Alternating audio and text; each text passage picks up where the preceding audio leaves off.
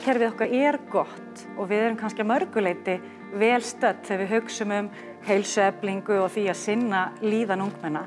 En samt þá eigum við margt ólært og getum gert ennþá betur. Mér finnst svo mikilvægt að við séum að sinna í skólakerfinu ekki bara þessum hefðbundnu námsgreinum, heldur séum líka að vinna því að efla nemendur sem einstaklinga. Það einhver meiri teiknum vanlíðan, einhver merki kvíða og við erum að sjá einmanaleika hjá einhverjum og vanlíðan í skóla. Í nútíma samfélagi áreiti mikið og útlitsstyrkun mikil og því mikilvægt að vera með gott sjálfstraust og sterka sjálfsmynd til að geta staðið slíkt af sér. Það sem ég finnst frábært við verkefnið að unglingarnir fá ákveðin bjargráð.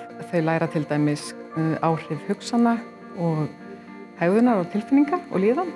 Þannig að það skiptir máli að við búum yfir hæfni og sem búin að þjálfa okkur svolítið í leiðum sem að hjálpa okkur til að takast á við áskoranir daglegs lífs.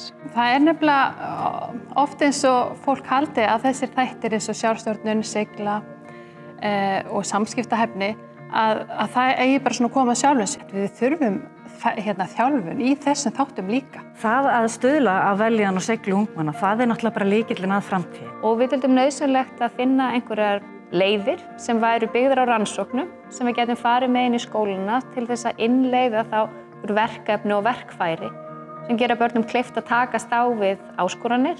Það frábært að núvitund fléttast inn í Upprætt alveg í hverri kennslustund. Hún styður í rauninni við alla þá þætti sem að Upprætt verkefni að vinna með.